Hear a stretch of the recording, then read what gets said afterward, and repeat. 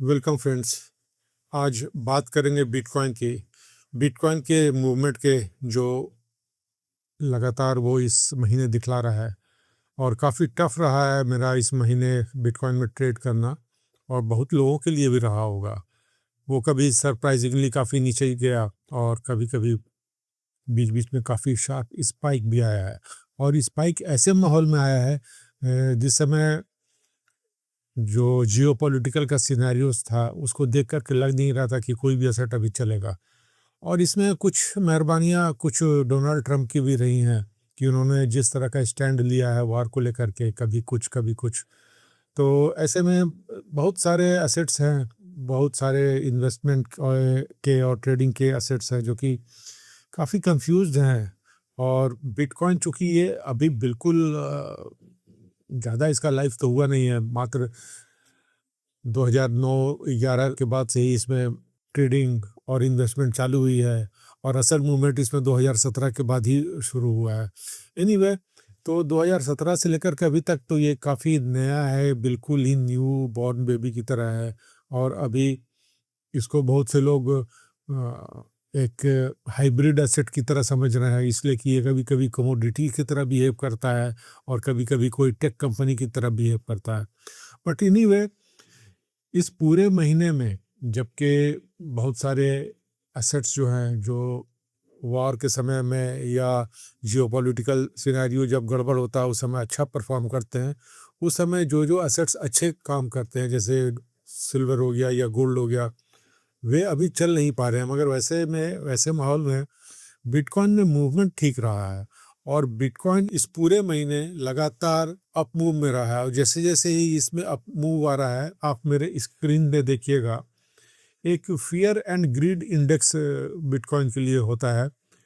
वो fear and greed index है, वो 0 से लेकर के 100 तक का उसमें सूचकांक है। और अगर 50 के नीचे है वो, तो उसे फियर जोन माना जाता है, और 50 के ऊपर है तो वह ग्रीड जोन में आ जाता है। तो यह थ्रू आउट जनवरी से लेकर के अभी तक फियर जोन में ही था, बट एक महीना पहले यह डीप फियर जोन में था। वहाँ से फिर वो थोड़ा इम्प्रूव किया, और इम्प्रूव करते करते अभी लगभग ये 46 पर है। आप देख सकते हैं अभी ये लगभग 46 पर है, और इसे काफ़ी अच्छा ही माना जाएगा। कल ये इंडेक्स यानी कि 22 अप्रैल को, आज मैं 23 तारीख को ये वीडियो रिकॉर्ड कर रहा हूँ, उस दिन ये इंडेक्स 32 पर था। और एक सप्ताह पहले, मात्र एक सप्ताह पहले ये 23 में था, और एक महीने पहले यह 11 में था। यानी कि काफ़ी काफ़ी लोग डरे हुए थे, और बिटकॉइन में बिल्कुल ही लोग इन्वेस्ट या ट्रेड करना नहीं चाह रहे थे। लेकिन वहाँ से सुधार होते होते ये लगभग अब 46 के आसपास चला गया।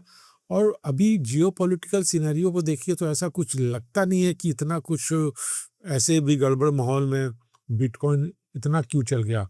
अब इसमें जो मेरे समझ में आती है वो एक ही बात है कि आजकल बिटकॉइन में भी स्टॉप लॉस हंटिंग बहुत चल रहा है। स्टॉप लॉस हंटिंग क्या होता है, इसको समझने के लिए आपको मैं अपने स्क्रीन पर एक बिनांसे का, जो कि एक बिटकॉइन की ब्रोकरेज कंपनी है, और ये एक लिक्विडेशन हीट मैप एक बनाती है और अपने वेबसाइट पे इसको सभी के लिए डालती है।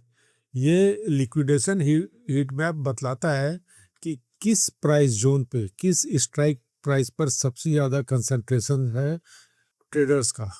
और ट्रेडर्स में भी खास करके जो हमारे जैसे रिटेल ट्रेडर्स रहते हैं, ट्रेडिंग ये जनरली इसमें रिटेल ट्रेडर्स ही करते हैं, और उनका कंसंट्रेशन सबसे ज़्यादा कहाँ पर है। तो ये जो आप इस डायग्राम में आप देख रहे हैं, ये जो येलो मार्क किया हुआ जोन है, ये सबसे ज़्यादा कंसंट्रेशन ट्रेडर्स का इसी स्ट्राइक प्राइस पर है। अब ये प्राइस कौन सा है, सबसे ऊपर मैं ले गया हूँ, और यहाँ आप देखिए 79,796 का प्राइस है। और कल 22 अप्रैल को लगभग, यहाँ इंडियन टाइम के हिसाब से लगभग 9 बजे रात्रि को, ये लगभग वहाँ तक ये गया। और उसके नज़दीक जाने का मतलब है कि ट्रेडर्स को वहाँ पर स्टॉप लॉस लेना शुरू कर देते हैं। मेरा भी वहाँ पर स्टॉप लॉस ट्रिगर किया, और मुझको भी स्टॉप लॉस लेकर के हटना पड़ा। और उसके बाद फिर देखिए मार्केट तुरंत क्या करता है। वो फिर तुरंत नीचे वाले ट्रिगर पॉइंट पे जाता है और वहाँ पर सारे के लोगों का स्टॉप लॉस उड़ा करके फिर उसके भी नीचे काफ़ी चला जाता है। एनीवे ट्रेडिंग में ये सब तो चलता ही रहता है और इस तरह के डाटा का जो सबसे ज़्यादा उपयोग करते हैं वे बड़े-बड़े नेटवर्थ वाले जो बड़े-बड़े इन्वेस्टमेंट बैंकर्स हैं, जैसे ब्लैक रॉक हो गया, मॉर्गन स्टैनली, इस तरह के लोग जो इसमें काम करते हैं, वो लोग अपने थ्रू तो नहीं बट अपने वो लोग उन लोगों के बहुत से ट्रेडर्स होते हैं जिनके थ्रू वो इस तरह का काम करवाते हैं कि वो एक बड़ा अमाउंट दे करके वो खास करके मार्केट को वहाँ उस पॉइंट तक ले जाएंगे जहाँ पर रिटेल ट्रेडर का स्टॉप लॉस ट्रिगर होगा और वो सारे वहाँ पर स्टॉप लॉस जो भी ट्रिगर होगा उसको वो बड़े बड़े लोग उठा करके सबको अपने पॉकेट में डालेंगे, उसके लॉस को अपने प्रॉफिट में चेंज करेंगे और चल देंगे मार्केट में। तो ये चीज़ अभी काफ़ी हो रहा है बिटकॉइन में और निफ्टी में भी ये चीज़ काफ़ी होता है और ये बिल्कुल आम बात है और इसी का लाभ लेकर के बहुत से विदेशी कंपनियों ने इंडिया में काफ़ी पैसा कमाया भी है।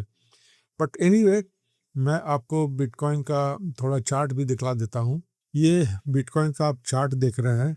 21 अप्रैल को ये लगभग 75,000 के आसपास था और 75,000 से ये चलता हुआ यह सिर्फ एक दिन में 79,000 तक चला गया और इसी के जस्ट थोड़े से ही ऊपर 80,000 पर वो हीट मैप जो मैं अभी आपको दिखलाया वहाँ पर सबका सबसे ज़्यादा कंसंट्रेशन था ट्रेडर्स का और वहाँ उसके नज़दीक पहुँचने से पहले ही स्टॉप लॉस तो ट्रिगर हो जाता है और लोगों को वहाँ पर से स्टॉप लॉस काट करके अपने पोजीशन से हटना पड़ा। और फिर आप देख रहे हैं कि बिटकॉइन का जो चार्ट है वो नीचे की तरफ इंडिकेट कर रहा है और मूवमेंट अब नीचे का बना हुआ है। तो ये कहानी है। आप 5 अप्रैल से देखिए बिटकॉइन में लगातार अप मूव आ रहा है, बीच बीच में एक डाउन मूव भी आता है बट ये एक ग्रीन ट्रेंड लाइन है और वो इस ट्रेंड लाइन को फॉलो करता हुआ चला जा रहा है और लगातार ऊपर की ओर ही इसका मूवमेंट है।